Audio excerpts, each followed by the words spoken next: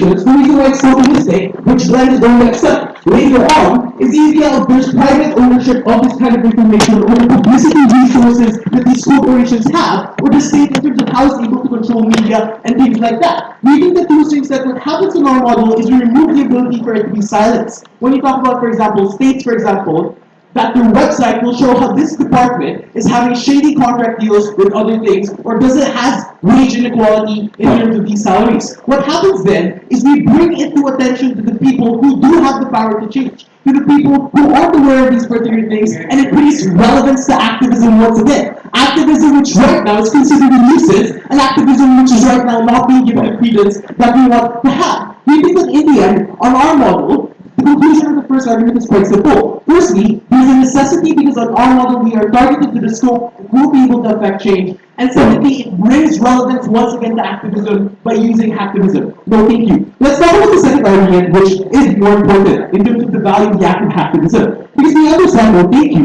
that aside from the right to protest, individuals in the general public have the right to know, the right to information, and this affects your decision-making process. Whether it's picking Nike or Adidas things made from low standard conditions or sweatshops, or the idea of electing a state that has no accountability, a state that is doing things that obviously is not going to publicize that it's having shady contracts, or publicize that there's heavy wage inequality or discrepancies. What happens in the normal model is there's three reactions. No, thank you. Firstly, they're either ignored. Secondly, it's a catalyst for searching information. And thirdly, they go beyond searching information and actually acting on it. Why in all three cases better than us? No, thank you, Glenn. Please don't batter me. Firstly, in terms of ignoring it, even if it's ignored, at least on our model, we make it non-functional. The idea that we don't perpetuate the very inequalities by buying something that actually causes child labor to occur, or actually sponsoring the idea that there is inequality when you talk about things like that. Or for example, it creates the state have more political friction and their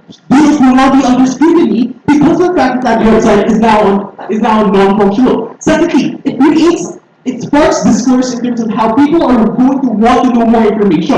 And when you talk about Anonymous, for example, and how it's able to hack into US websites, these were things that were discussed broadly over the news, and these were things that were brought to attention, and people demanded accountability from the government and demanded accountability for their state. Moreover, it's not just getting the information out there, because we think that's only the first part. The second part is the idea of people are going to act on it. The idea that they're going to take a stand, that we're not going to support these corporations who are doing these particular things. We're going to be able to raise or try to prosecute or impeach these public officials who are doing things that should not be done in these Western liberal democracies. We think that in conclusion is quite simple. In hacktivism, because of the fact that you're able to create something non-functional, something evil that is non-functional, and promote the good that's able to do a multiplicity of factors, we think that even in the worst case scenario, we still have a benefit. Because in the end, it's not just the idea of being able to speak up, it's the idea of being able to be heard, and not just heard by the people who are activists or people who live near you, but by the people who are directly involved in the conflict and the people who have the right to know, and on our model, we give them that right. Thanks. Thank you, Pian. It's now called Here.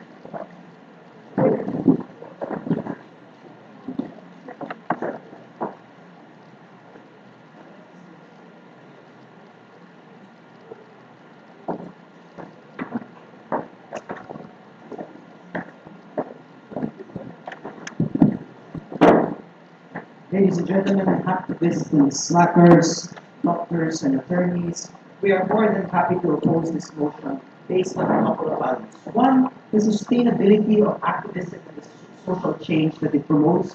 Two, democracy coming from an open, non-anonymous organization that can be checked and balanced by other social movements. Amid this, we concede that activists usually promote good causes. But the question we need to ask is, are those methods that promote those causes or methods that retard those very causes? I want to respond to two arguments from the previous speaker. The first one was when he talked about how these... Sorry, I lost my... Put the wrong notes, guys, sorry. Okay, the first one was he talked about the targeted scope of people. And we say, yes, it's targeted. But how long do these people actually see these websites to begin with? Most of the time, they're taken down by the next day, so you're not entirely sure why or when or under what context they're learning about these websites. Two, assuming that they see it long enough, will it be enough to persuade them? Because the burden they have to prove is that online acts of vandalism are persuasive. And we say that they're not, because once you associate activism with a crime, with something that people look down on, you discredit that very movement. No, thank you. I already lost time because I lost my notes. Second point, they said that it will force people to listen. But they discussed this in very broad terms. And I have two responses to this. Number one, under what lens will you force people to listen? Under a very controversial lens in which people who are trying to access the GAP site, and mind you, the people who are accessing the GAP site are predisposed to liking GAP to begin with. So that's not the kind of approach that will warm their hearts when you're aggressive immediately, ladies and gentlemen. Number two, why is on the other burden that they need to prove is if you want to have broad social discussions, you need to answer this question: why is on the ground social activism inadequate? That's the burden you have to prove. Because last I checked, the major issues that have been tabled, from, for example, the anti-globalization movement to the climate change movements, these have been done by physical, non-anonymous groups, and they've tabled these particular discussions. I don't think government can simply poo-poo the great achievements of these particular people, and I think it would be very ill-advised for them. Yes. If activism vandalizes websites which are known like as sacred for people, people start to ask why. Why was it vandalized? And that's when discourse about a particular problem happens.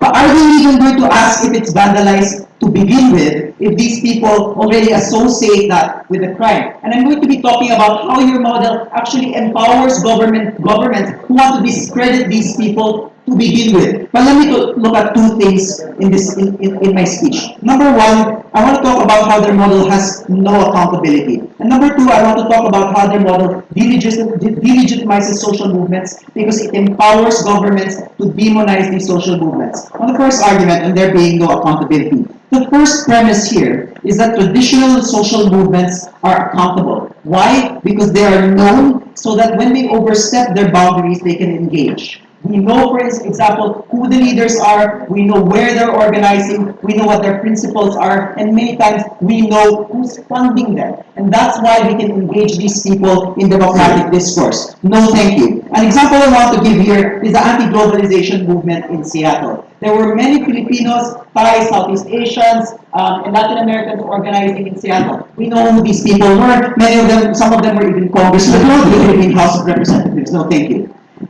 Now, it was a good cause, but they overstepped their bounds when they started hurting people, hurting policemen, and destroying property. What that did was that it created a huge backlash against the anti-globalization movement. Now, that in itself is a bad thing, but that backlash was corrected by the fact that you knew who these people were. The activists who were against that kind of organizing engaged them and checked and balanced those actions so that those kinds of riots never happened again in anti-globalization protests, and that was good for the anti-globalization movement. Now, the second premise of my argument is that this does not exist with activists by virtue of their anonymity. I'll give you one example. Many activists now are trying to target the IRS website because they believe that the tax policies of the United States are unequal and unfair to the poor. That's a very good cause, but sometimes you can overstep the bounds of your activism. If, for example, in hacking the IRS website, they prevent people from processing tax records, or if, for example, in attempting to hack the IRS website, which they've been trying to do, by the way, they use tax records of people. And we say those things are very dangerous. But once those things happen, once those detriments accrue, how do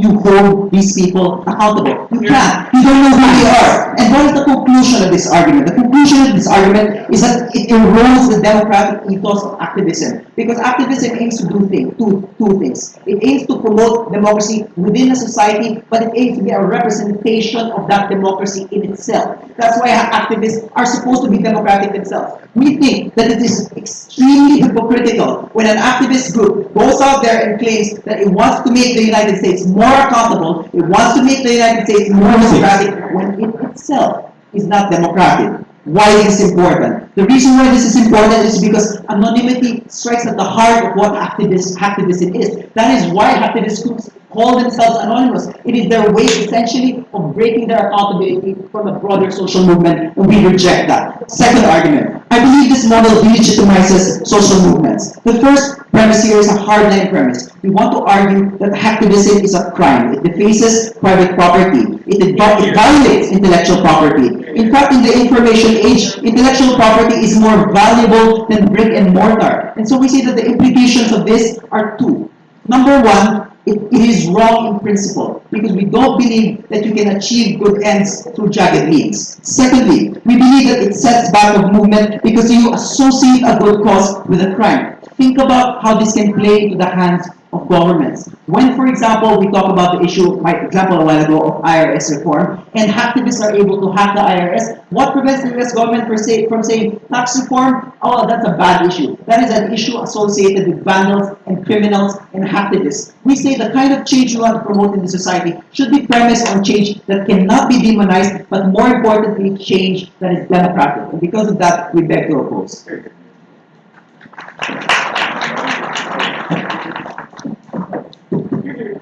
Thank you all. Nabawang Dipen.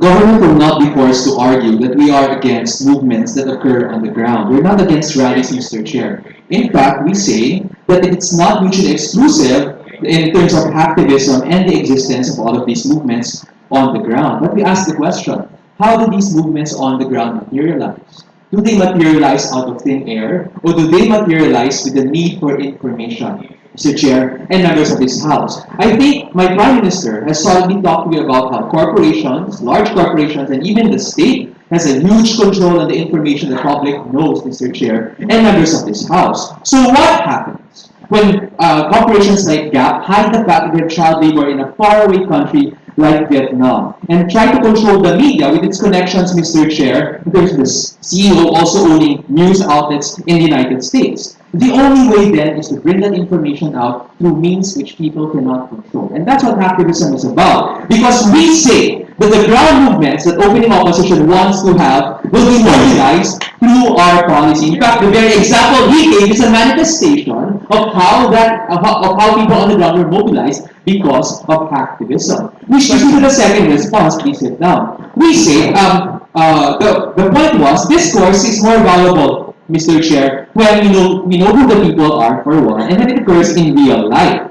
Well, most importantly, we already responded to that preemptively. We said that we are targeting the people who need to respond the most, who are, for example, consumers of Gap products, who are, for example, consumers of Adidas and Nike, who also utilize child labor in Asian countries. Why are these the most important people to target and not just anyone? Because it is the opinions of these people, these consumers, that can impact these companies. Because companies listen to money, Mr. Chair, and members of this House. And that is how we want to affect change. This is why, despite rallies, for example, in Congress against child labor, things have not changed and have only changed in 2014 when for the first time on the floor, Gap, Mr. Chair, Nike and Adidas were called to Congress to talk about their child labor practices in a faraway place like Vietnam. Please sit down. But let us tackle this. How about anonymous messages? What's wrong with having people not know who the people come from? We say, in the first place, it's not also mutually exclusive in status quo. In the status quo, in the CG Corona trial, someone anonymously dropped an envelope at the foot, Mr. Chair, of a senator, and yet, Mr. Chair, that evidence was accepted in court. Why? Because you cannot put the genie back into the bottle. Once information is out there, it can never be hidden. The evidence will not suddenly disappear just because you don't know who it's from, Mr. Chair, and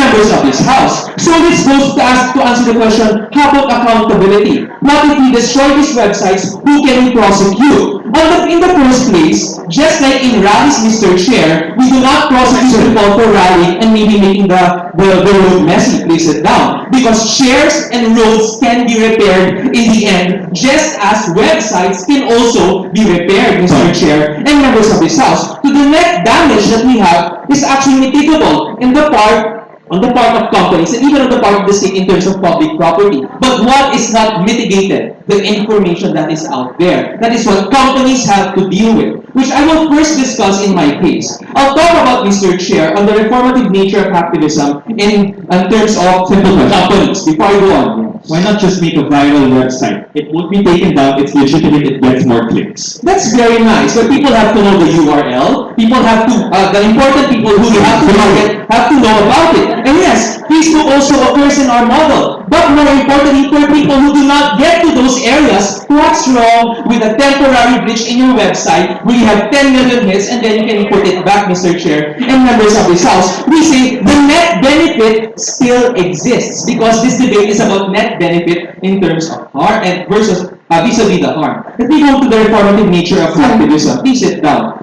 We accept, Mr. Chair, the disruptive nature of websites and maybe the temporary shutdown of operations. But we say, Mr. Chair, the targets of activism are usually large monoliths who can mitigate the harms on their own with their huge amounts of money to repair the website and beef up security. But we say, in order for these companies, Mr. Chair, to prevent another hacktivist attack, they have to do two things. First, they have to beef up their own security measures, which means hacktivism was good to these companies in the sense that they are able to test out the rules in their security. So yes, if they're very, very happy, Mr. Chair, about, or very, if they want to protect the interests of these companies, then yes, it's fine, all and good. But more importantly, Mr. Chair and members of this House, the other response of these companies is to deal with the concerns of activists, Mr. Chair. They have to clean up their app to prevent another attack. Because while companies can beef up security systems, they're more incentivized to change their app because the information is out there and they cannot control that, they cannot repair that anymore, Mr. Chair and members of this House. Which leads us to the next question. Why can we trust activist causes? Because I think that's something that Ben will raise. Why can we trust what they do, Mr. Chair? Because these are usually spurred by volunteer groups going up against these monolithic corporations and monolithic states. Remember, Mr. Chair, if you're powerful already, you will not resort to activism. You'll resort to the usual intervention which you have, and you'll use your money, Mr. Chair, to put forward policies like, let's say, if you're a terrorist state, then you will bomb people instead of just hacking websites. After all, you can repair the website in the end, Mr. Chair, and members of this House. And which leads me, Mr. Chair, very nicely to the side effects of activism. Please sit down. A very pleasant side effect that we have, aside from greater and better security systems, because hacktivists test vulnerabilities in security systems, is this. People are now more aware of online information. Let me direct you and the adjudicators to the Snowden and his WikiLeaks, and a lot of other hacktivist problems that we have. Like, for example, when Chinese cyber terrorists hacked into Sony and put out the database of emails, etc. We see people are now more aware of the sensitivity of online information. And we see that's also a net good we derive from hacktivism. The vigilance and caution that people now have with regards to their online privacy is an important implication of hacktivism and a net benefit that we have from hacktivism. Because now you know that anyone, anywhere in the world, can also determine the activities and the videos you watch in secret, Mr. Chair, and members of this House. Which leads me to the final question. What if hacktivists go rogue? What if they become evil, Mr. Chair, and members of the first response to that, and preemptory response. Remember, the hacktivism we're defending an affirmative side are those who support human rights and support the general welfare. But even if that happens, we say in general, other hacktivists have negotiated national interests in terms of their own private causes, which is really the cause, let's say, of human rights and the cause, Mr. Chair, of the general welfare of the population. We are proud to propose. Thank you, DPM. Let's now call on Piero.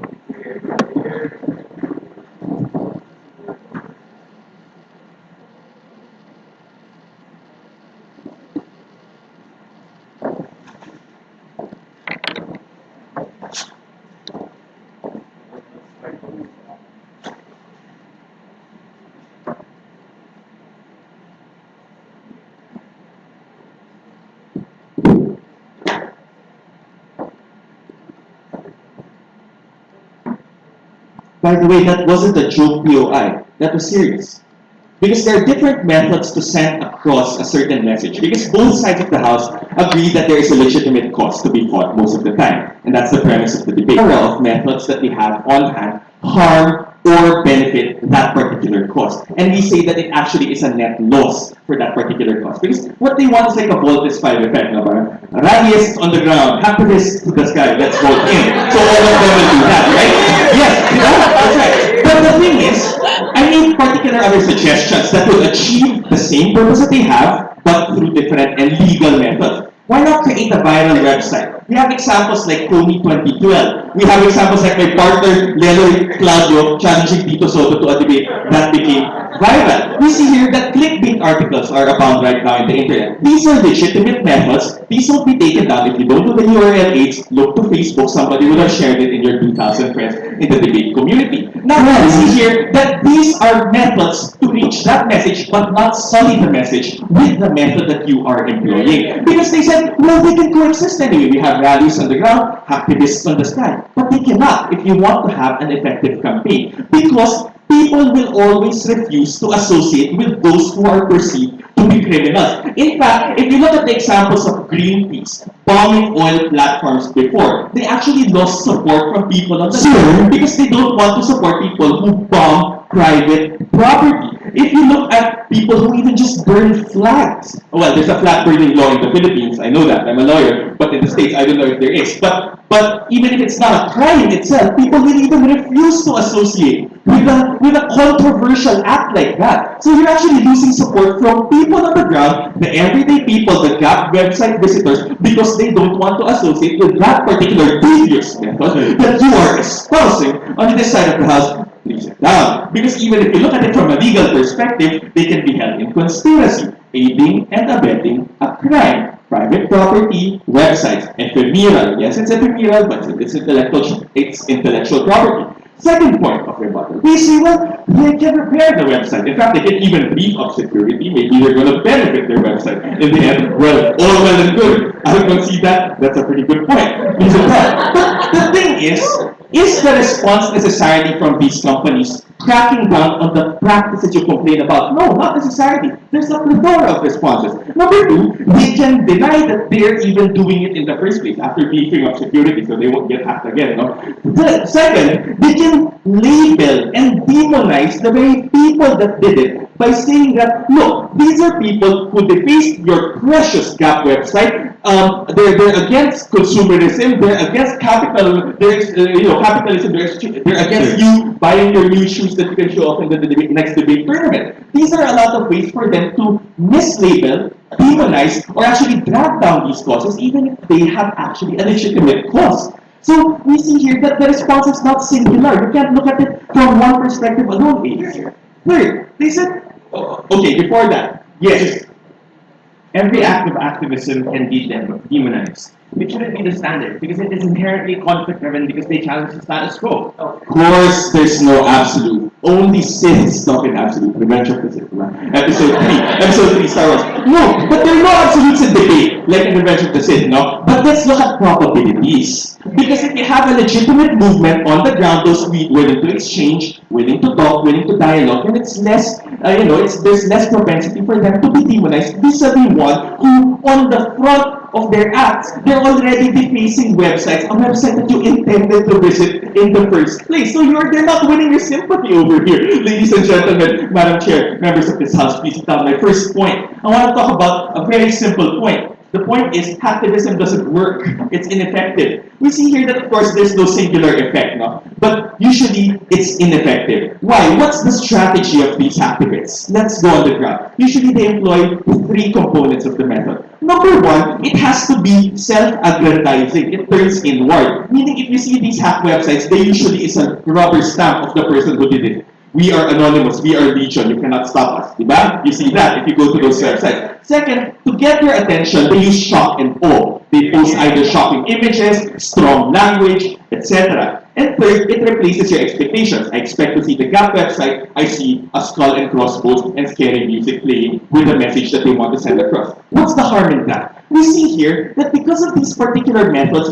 the message gets buried behind the smoke and mirrors and behind the shock and awe that these people use in order to put forward their causes. So if it's even creating awareness, it's questionable if people will take note of the method or take note of the message. Most of the time, they just take note of the method. Hey, have you heard the DOTC website got hacked? By who? Activists. Oh, cool. What do they want to say? I don't know. See, we see here that if there is a message, people will not see it because you're dealing with it with frustration or you're dealing with it with negative emotions, no? So you won't be able to capture that message. So that's number one. No? So if it reaches you, it won't be effective. Second, the few times it works, this is already conceded, it can be taken down within a matter of hours, especially if it's a big company or a government website. Let's not debate that further. So the third level is, most of the time, people won't even see the defaced website, they'll only just hear about it through word of mouth. And that's already filtered through major media. And these major media, like Fox, has ties up with Time Warner, with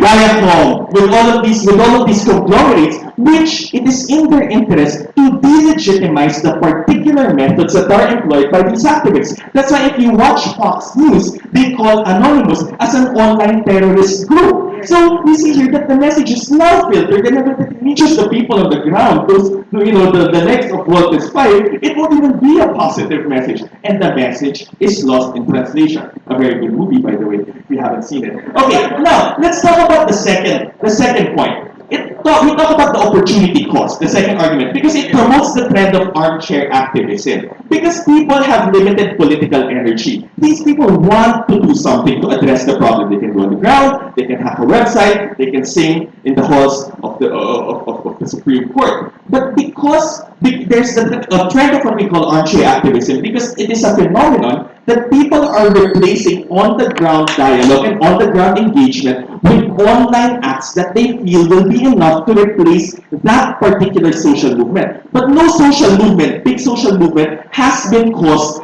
by armchair activism alone. In fact, last point, sorry.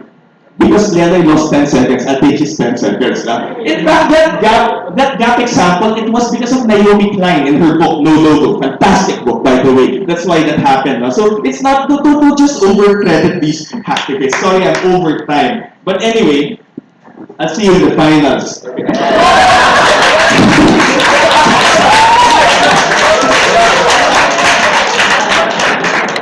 We open the other half of this debate as I call on the member of the government.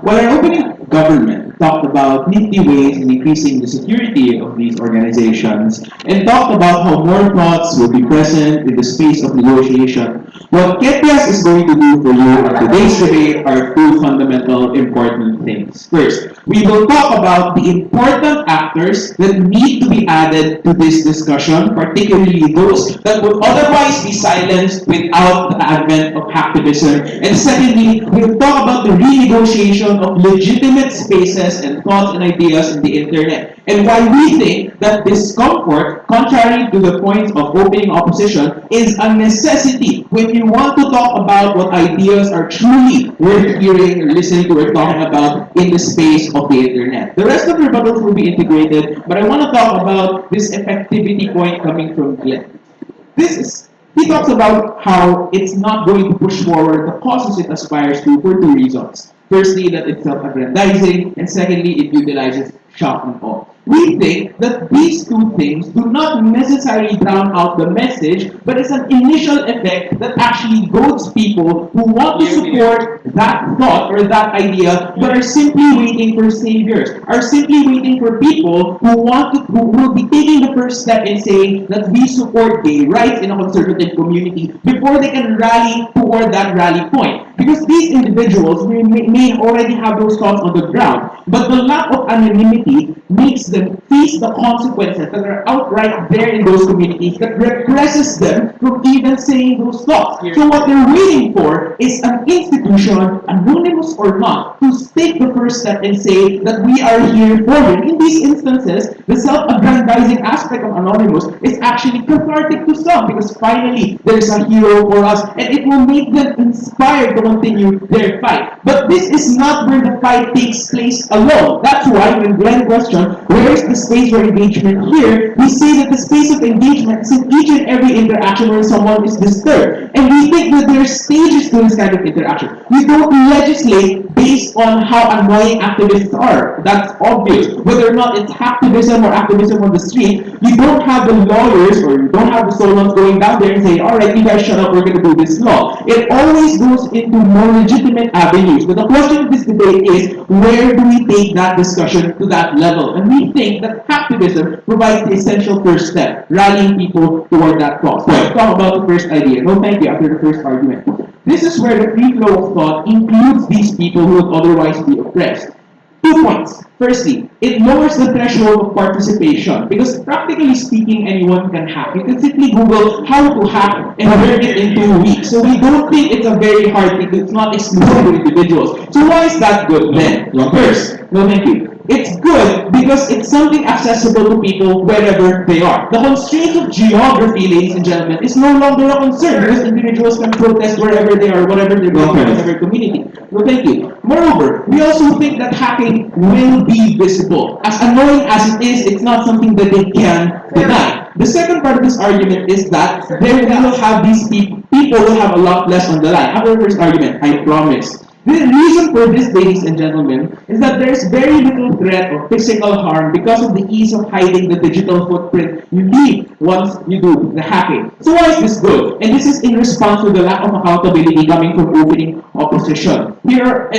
First of all, we understand, ladies and gentlemen, that all of these things are unstrategic. When you overstep bounds, when you start stealing people's tax records, when you shut down institutions, yes, they are damaging and unstrategic, which is why any movement that is genuinely interested to be heard probably will not do that because they will have the natural incentive not to overstep. But second, we think, ladies and gentlemen, that the idea of nuisance hacktivists or people who do it just to mess with people will exist, and that's a cost we're willing to bear. Why? The reason is we would accept it to celebrate giving a voice to those who would otherwise be repressed by dominant narratives in their respective societies. This is what anonymity affords them, ladies and gentlemen. The example here is Nate Phelps, the son of the late minister of Westboro Baptist Church. Westboro Baptist Church, Fred Phelps, who actually was a gay supporter. So what happened when they found his identity is he was excommunicated and disowned by his family. While that person is brave enough and good enough to withstand those thoughts, we don't think it's fair to expect each and every individual who would have those thoughts to bear those costs just to be able to speak. And that's why anonymity should be afforded. But why then is it an intrusive kind of anonymity? It's intrusive because we don't want people who have means to power that restrict the information that come to them to use those powers to reject things that displease them at face value. Because people who are already up there will obviously use the resources to funnel out information that challenge them. And we don't want that happening, especially if they tend to be repressive. Before the second argument, yes, sure. So your entire premise is wrong. There is a democratic barrier towards being able to become an activist because it is limited to a cyber technocratic elite that has the capacity to hack highly protected websites like that and like the US government. The premise in this debate, ladies and gentlemen, is that there's so much we can access to the internet. And it's funny because these individuals are people who started debating in a time where the internet really hasn't been advancing. After 10 years, everyone is so much more accessible. I swear, I bet. You can learn how to act if you really have it. I bet you will learn it in not less than 13 steps. So, next, second argument, and this is the more bold way of approaching this debate. Why do we think that the internet is supposed to be a fully negotiated space? Because we say that regretting hacktivism is accepting that certain spaces ought to be sacred, meaning that there should be a place that cannot be disturbed, cannot be defaced, just to have your ideas there, nice and sparkly for everyone to see. We say that that's not the case for the internet, because we can see that a lot of ideas are already out there, but the way in which we start the conversation in these products, in these ideas, is to create controversy and create reasons for which people will be concerned. And those reasons are oftentimes causes of discomfort. No, maybe it's 6:30. And we think, ladies and gentlemen, that the cause of controversy being discomfort just means that even in gray areas, where we're not talking about the safe parts of the debate, like opening government, the human rights, and all of the good causes, even the things that are gray, political leanings, welfare states, healthcare programs, all these things that people would not agree with. This becomes an avenue for the rawest form of discussion. I disagree with you. I will show you that I will disagree right in your face. And the responses there, ladies and gentlemen, can be varied, sure. But the point is, in the plethora of ideas that exist side by side, at least we get to point out our priorities. And that's where we can take it to the next step, to Congress, to court, or wherever else. But the point is, we get to pick the ideas that we ought to be talking about. And that's why PEPIA stands in this debate.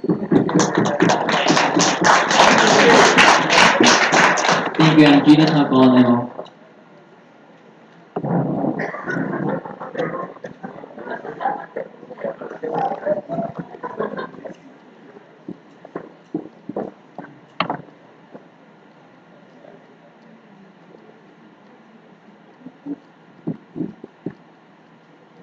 We agree that with the rise of hacktivism, it has gained a lot of popularity in terms of how easy it is to access. But because of this, this has allowed select individuals to unilaterally decide without gaining the important critical mass to prove some form of legitimacy to their grievance. And that's exactly why we think that we on closing opposition do not wish to support this idea, do not ever wish to lower that threshold before we allow that sense of societal disruption and those violations of those certain rights. Before we move on to that extension, let's rebut points coming from the entirety of government bench. Because firstly, there's this entire idea, right, about corporations and how sometimes they're evil and sometimes we need ways to engage with them. But we think at the same time, they also say, for example, that these corporations can even handle this without much actual harm to themselves, and they can just simply put it down and move on the next day. So we think that number one, that already questions their idea of effectiveness. But secondly, we think that when we're talking about then who does become the most affected when it comes oftentimes to these services, when it comes to disrupting this, usually the people who are affected are instead the consumers, because oftentimes you end up feeling a lot more unsafe when it comes to your security. Because when it comes to hacking, for example, it's not just simply about these websites, but it's also sometimes feeling insecure about the idea that these corporations often have confidential information about you, like your credit card numbers, for example. And we think that when it comes to that effectiveness idea, right, what happens on their side? Oftentimes what happens is not just because it delegitimizes the cause, not just because of the method, but also because of the idea that there is no human face and that there is no human story to that particular cause for these individuals to relate to. That actually responds to that entire idea coming from closing government. The idea that this is where you get that person who becomes that hero, or who becomes that person taking that first step. But we think that the idea of how these people often gain critical mass and often share grievances is the idea that these people are able to relate to that particular individual and know that that is their story as well. And that's exactly where we'd rather have that idea of where we're able to get that critical mass. Because when we talk about the idea, right, that's coming from them about the reformative nature of hacktivism, we have to question that entire contradictory characterization of whether or not it's truly as intrusive or whether or not it's even as effective in terms of how they're able to deal with that damage. We think that idea now is when we're talking about what exactly happens, of how we lower that threshold of when they decide to actually unilaterally decide simply that this is the perfect time to actualize that particular cause. That's when it becomes problematic. Because when we talk about that idea of why we have that high threshold, of why we want them to be able to gain that critical mass through these other means, it's because we recognize that there is a harm when these things actualize. There is societal disruption, there are violations of rights. And we never want that threshold to be lowered simply because certain individuals can decide that their cause is legitimate. Precisely because they themselves discuss the idea of gray areas, for example, of these particular issues. So what exactly is a legitimate cause? What exactly is an illegitimate cause? And we do not think that it's ever okay to simply actualize your protest to the point that you do create these kinds of harms to these individuals. But before we move on, closing.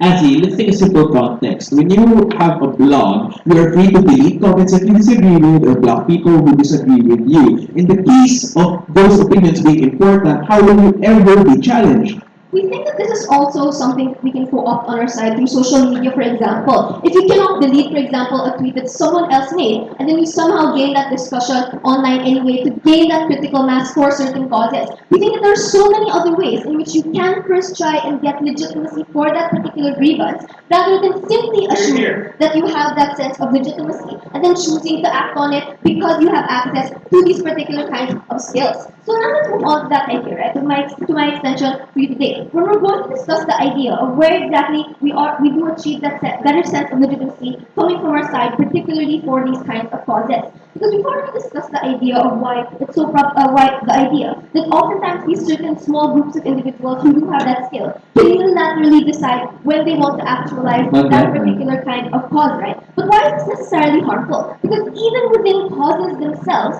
there are different kinds of people who agree on different kinds of things. They agree, for example, on when it might be strategic to take certain actions. And we think that's exactly when it becomes problematic, right? When you allow these causes to simply become dominated by these people who have access to that easy kind of activism. And that's essentially where you're able to lose that what exactly protests are for. We think that it's not just about accountability to the general public, but it's also about accountability to that cause and to those individuals within that cause. Because we think that when it comes to why exactly we care about that, it is because we recognize that all causes, for example, are complex, that all causes, for example, have many different levels before we decide to engage in certain things. But the problem with activism is that you simply decided you wanted this to start now, without necessarily gaining that sense of support, without necessarily gaining that sense of legitimacy from these other people. And that's exactly where it becomes problematic and when it becomes a lot more illegitimate, because now it becomes harder for us to arbitrate.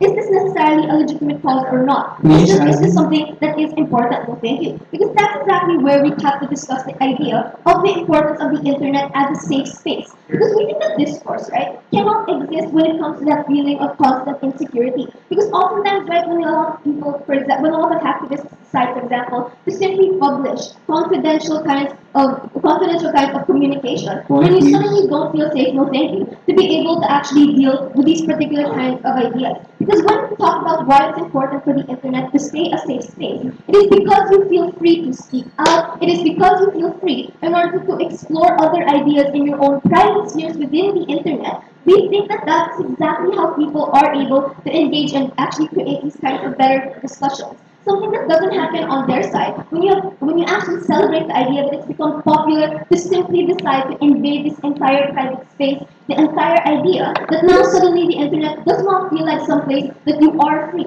or that you can explore certain things. Because suddenly there are people encroaching upon these private spaces that were previously things you could find yourself in, things that you could talk to other people in. We think that that's exactly why we win this debate, right? The idea that we discussed of these oftentimes activism actually delegitimizes the cause not simply because of its method, but because of the idea that it loses its ability to gain its own critical mass within movements, and it gives power to these particular individuals and lowers that entire threshold of when we decide to engage in these particular protests, of how exactly we decide to engage in these particular protests. For all these reasons, we think government bench is not. Thank you. Thank you, member of the opposition. It's now calling the government bill.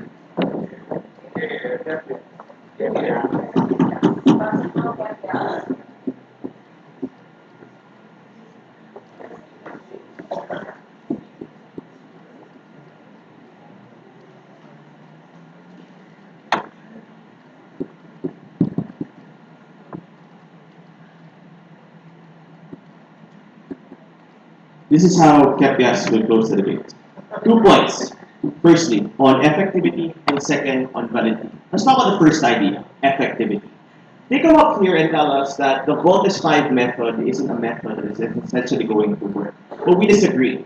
We think, ladies and gentlemen, especially in the context of wherein everybody is currently connected to the internet and is currently using Facebook and other things, if you involve yourself in these particular networks, this is the best way to reach your target audience in order to get the change you necessarily need. What do we mean by this? In our side at Closing Government, we discussed with you the ability for anonymity, the ability to transcend borders, and the easy access people have to being able to hack and being able to deface websites. But we think, ladies and gentlemen, the difference between opening a viral website and actually hacking a website that exists is the number of people you can reach upon hacking a particular website at the end of the day. What do I mean by this? If you put up a Facebook page, probably in a week or 3, you're going to have, I don't know, 80, 60, 70 views in that particular site. But when you have something that is already constantly subscribed to begin with, then people will see. And people who you want to change, ladies and gentlemen. Because if you hack Fox News,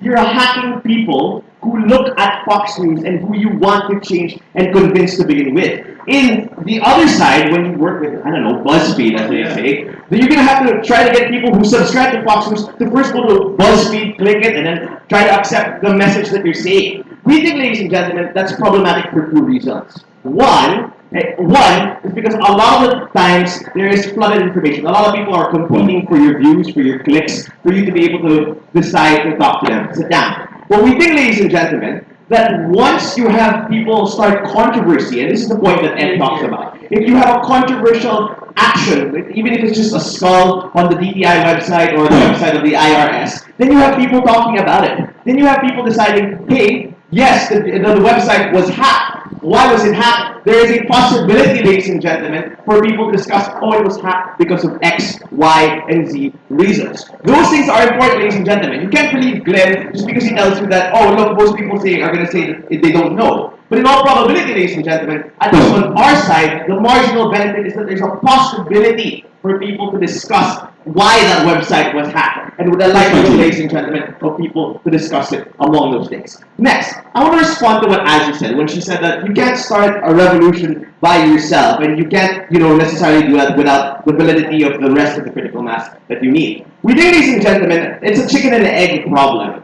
In our side, if you allow people to hack a website, what happens is people will look at it, talk about it, and decide whether or not they want to support the reason behind the hacking, ladies and gentlemen. We think that you can't say that you have to start a revolution by having a lot of people first agree with the reason for hacking before you can hack. That's why we think, ladies and gentlemen, it's important for these catalysts to start. These things, ladies and gentlemen, are catalysts to change. That's why it's important. Because without the shock factor, and without people realizing that my website was hacked, or my Fox News, the sacred space that I would always use to see these things, was hacked, they would not get that change. And this is an important nuance that Edward, I'll take you in a bit, that Edward said. Because, ladies and gentlemen, more often than not, these websites and these institutions already directly try to oppose any sort of view that might want to challenge their status quo. So Fox News is automatically rejecting anything that is liberal, automatically rejecting any discussion that has to do with allowing gays to get married. And because it is always, more often than time, automatic, and they don't want to listen to any other alternative, the best way, ladies and gentlemen, for them to be able to listen is through hacktivism, is through that shock and awe factor, which will ultimately lead to the Voltus 5 effect that we discussed coming from Closing Government. Sir. Pop quiz. A hardcore Republican enters the Fox website and sees that it's been defaced. What will he most likely do? A. Join a hardcore leftist rally pro-immigration, or B. Hate immigrants even more? You're not my professor, sir, although you're old enough to be, but I don't think, ladies and gentlemen, that these things are so automatically going to happen to each and every individual that subscribes to the website. At least on our side, ladies and gentlemen, the margin, the ability and the propensity for these people to I don't know, turn face and to be able to question what has already been discussed before is more present. The ability, ladies and gentlemen, for them to decide that, well, maybe there's a point that is being said here when people hack. Like, why would they go all the way to hack these things if there wasn't a point worth listening to at the end of the day? This brings me to my next idea, validity. Because they tell us, coming from opening opposition, that look, these actions can be demonized, and that essentially you make the activists and the people who subscribe to the philosophy of the core change wanted bad people, and therefore you don't get your point across. Sit down. We think, ladies and gentlemen, that ability to demonize shouldn't be the standard in which we judge this debate.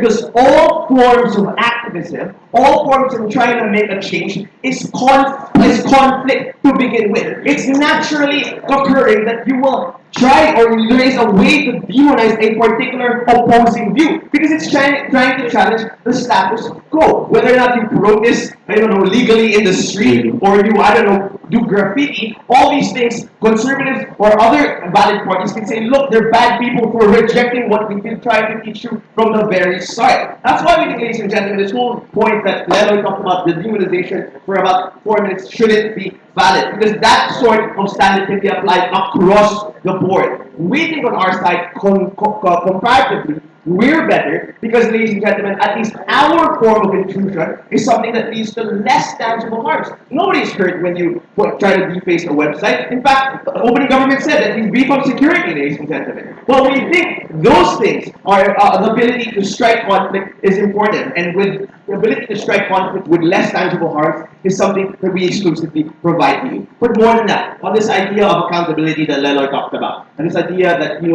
have to be democratic and then hold them to account. We think that fine, there might be damages that happen, and we might not be able to find the person responsible for it, but it's not necessarily the biggest issue of the debate. We think, ladies and gentlemen, it's okay to not hold some people accountable because we're working under the premise that we're supporting a cause that is worth fighting for at the end of the day. The people who are inconvenienced are people who are the bad guys to begin with. So we're okay with not holding the hacktivists into account because they're doing a good thing to begin with. For all those reasons, yes, do this.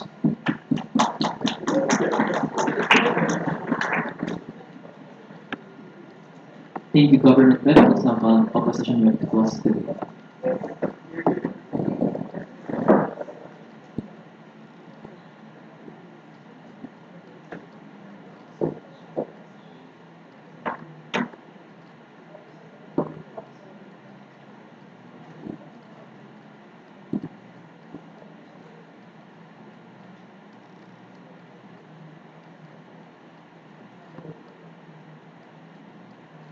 Let's be realistic and nuance what exactly delineates hacktivism from normal activism. Because if you take a look at CG's case, what they talked about was that hacktivism is inherently controversial and disruptive. But we question what makes that different from viral images? What makes that different from Twitter activism that helped bring down Mubarak? What makes that difference from all normal forms of activism that don't create the lack of a narrative that leads us to want to support these people on the ground level? What differentiates that from the legal, or no, not legal, but the more traditional forms of activism we already have proven to be more effective on their side, on our side rather? We question why on their side, this idea that, all these activism groups are legitimate and all these activism groups are somehow free of criticism is something that really should stand. And that's why only closing opposition really talked about what that is and why critical mass is so important in starting and in finishing and legitimizing the causes of these kinds of activism and why that's much better on our side. Two issues. First, how do causes become effective and get meaningful change? And secondly, how do we prevent abuses? Let's start with the second issue first. Because opening government really came up here and told us, we're only willing to support activism. We're only willing to support activism rather. But it's fluffy. It's something that you can easily support. It's something that everyone really wants. But we question, who is the group that decides that when something is a cause worth fighting for? Let's take a look at what Azzy brought us. The people who decide when a cause is worth fighting for is a select group of 100 or so individuals, like Anonymous, like Lizard, who say that this cause is worth fighting for, I'm going to deface websites, and I'm going to leak people's private information. I'm going to bring down the effectivity of these websites and affect all these little people's lives and create a faceless group that opposes some kind of cause without anyone telling me that cause is valid. But how do we keep that on regular activism? And how do we regulate that idea? Because only as we brought you the idea of critical mass. And how can we prove that idea and analyze that idea of critical mass further? Because we realize that the only reason that a group is going to be able to be, mitigated and you prevent these abuses from happening, which is already conceded opposing government is something that's possible. We think on our side we have to have a critical mass to make sure this is a cause worth supporting. Let's take a look at groups like Occupy Wall Street and things that actually really did work, like the Arab Spring, for example. These are all things that we're willing to support because one, they don't have a controversy. They don't have a controversy that creates unreliable and unsupportable narratives that don't hit that critical mass. And secondly, we can really hold them accountable to some extent. And that's why we realize we win this issue. On the idea of accountability, on the idea of preventing abuse and allowing people to want to support these things. Before I conclude this, open it. The standard of this debate is not whether or not activism is better than other forms. The standard of this debate is that if there's a net benefit for activism, we should celebrate it.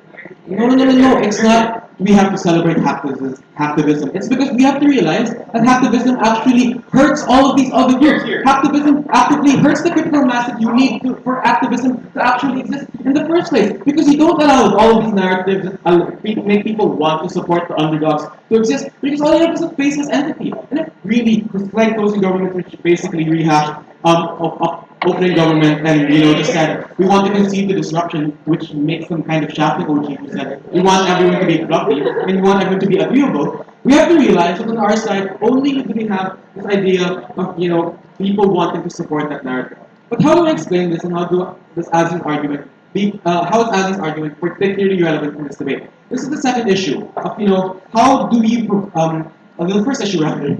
How do these causes become effective and enact meaningful change? Because when you look at JB and Ed's speeches, they told you that we want these groups to be able to reach a lot of people and we want them to be targeted, which is Aloy's argument. But if you want these groups to be targeted, we have to realize that we have to look at the kinds of people who are likely to support you. That's why we question, and they've never been able to give us an answer. Why do you think that Fox News people, why do you think that the people who are already buying from that are the people who are likely to support you? All they gave us is that these people are going to be the power structure of these companies, and them not buying from these companies is going to make these companies fall. But we question, are they really likely to buy from these companies, not buy from these companies? Or are they only likely to say, we support this belief because other people are going against us? This faceless, powerful entity that controls the internet is going against us. And that's where you create the narrative of an underdog which is an underdog which is being oppressed by the majority, which only exists in traditional activism. Because we question if you want a lot of people to be reached, why can't that be reached through virality? And if you want information to come out, why can't that come out through things like graffiti? Why can't that come out through things like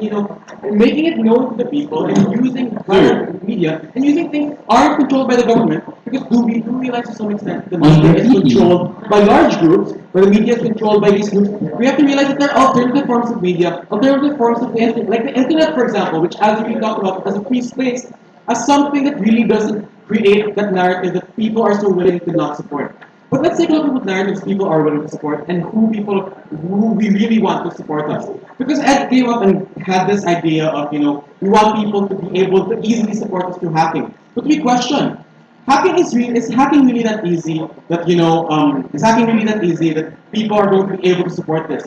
That's not exactly true. But then that's why as I told you that it's limited to a select group of people who have control over the means of questioning people, deciding what causes do we think are legitimate to support. But furthermore, we think it's easier for us on our side with traditional forms of activism aren't harmed. Because what happens when you have a form of narrative, when a narrative of a smaller group go against the oppressors? We have that narrative that exists, and people are likely to support that because you don't have the added stigma of disgust. You don't have the added stigma of the internet as a free space that's being violated. Because who are the people who are bringing down big governments? Who are the people who are questioning the things in society? And this is the idea of JV when he told us we want the internet to be a place of discourse. We question why can't that place of discourse happen without defacing websites? Why can't that happen without exposing people's privacy? Because that very idea of exposing people's privacy and making the internet no longer a safe space is contradictory to what a lot of people who are supporting these movements want in the first place. Let's take a look at all of the people who campaigned or who said we want Snowden to be free, or all these people who said let's bring down Mubarak during the Arab Spring. These are all the kinds of people who, as proved by Azim, are the kinds of people who are likely to support internet free speech, and the internet as a free space, as a safe space. But what happens with activism is that a select group of people are allowed to invade these things, and when you legitimize that thing, it makes the narrative of the people on the ground level wanting to support these kinds of things less likely. So it's not an idea of what's going to happen, an idea of propensity. And we think it's more likely for us that groups are going to want to support our movements, and these movements are going to succeed in the first place only on our side. And for these reasons, we think closing opposition is advancing to Congress. Thank you. Thank you, opposition with this question.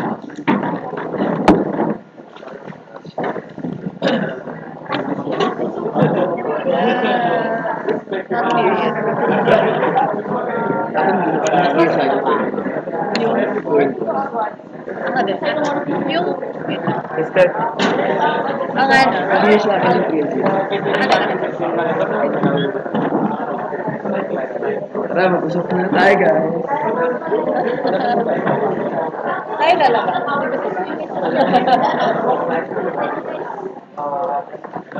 Guys, dito na lang tayo. Yes.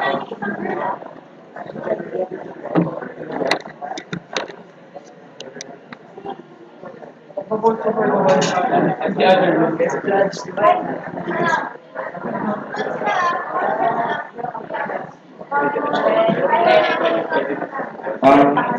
Announcement of the winners of both rooms will be in the championship dinner venue.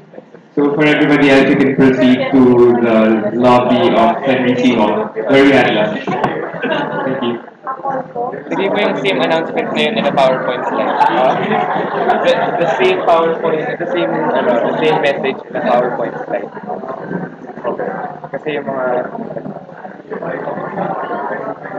Dan? Dan? I need those medals. Medals and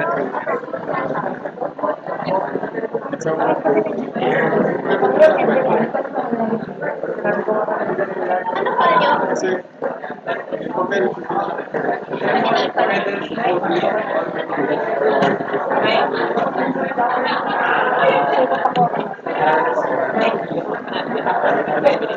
Sa ano, lobby, kung sa nag-lunch, manpower.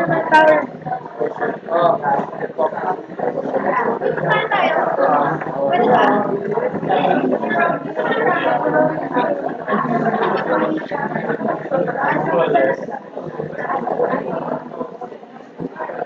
Asa si Jason.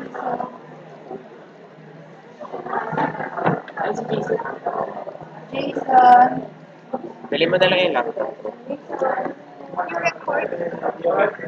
Ha?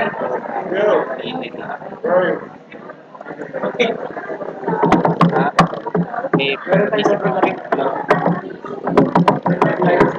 May live stream na link. Na ang nagpa-play lang, taong nagla-laptop. Oo, may lalaking nagla-laptop, tapos nila-live stream na nagla-laptop. Pangalan editor.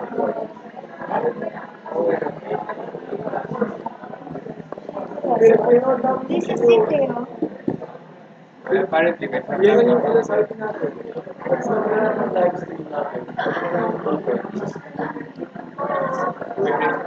tsaka man yung recording. Ay, wait, di ko pa nakakot.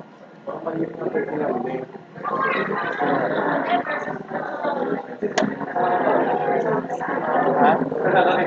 Maghanap ako ng paraan sa paglalagay. Anyway, sino mag-book ng gamit sa akin? But you know manpower, right? We need to get the medals and the trophy for the And the paper. Very competition. important the paper. We have to. Jeanette, ano mo? Ha? Sa labas. Table ni Robinson eh. Yung isa na sa akin. Ano lang?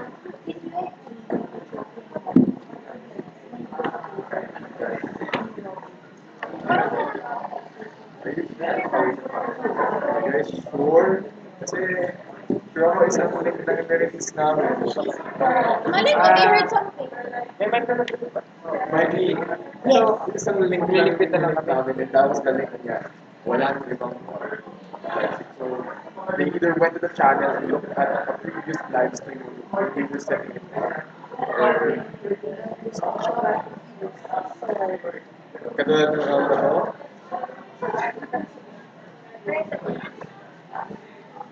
Is that very true? Pwede na ba ito i-off?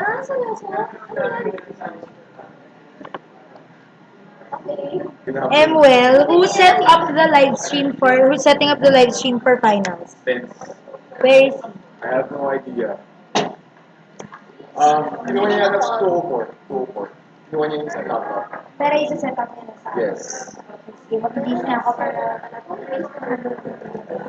sorry na pala. May itong call mo. Do I print different metals for the bigger and add to the same SID?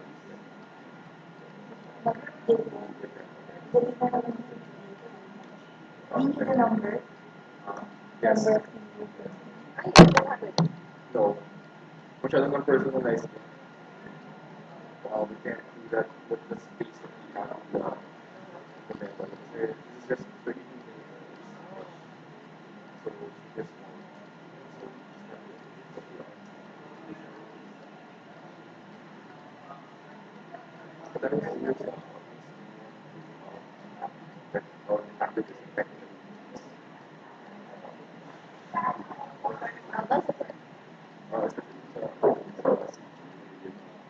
There's the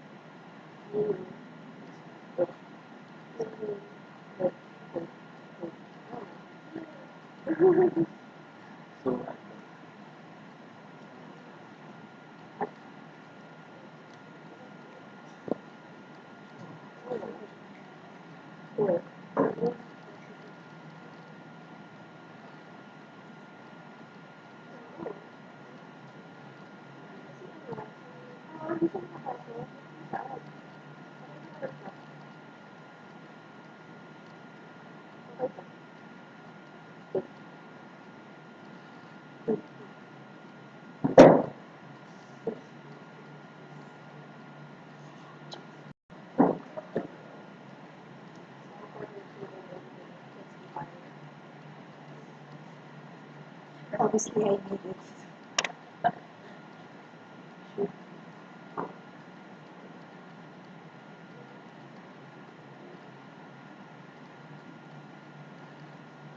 Saan ka mapupunta? Mas mahal sa sobra yun. Kasi we ordered to be. Naman sa chino ka pa rin pag virus. Sige, extra po yung mga tao. Sayang wala ka rin one burger steak lang. Wala na kayo one. Sobra sa mga kayo ng one minutes. Yung mga guards din dapat bigyan mo ng food para for you. Minsan nga, hindi na nga kami hindi na sila, hindi na sila bumibili ng food talaga na lunch.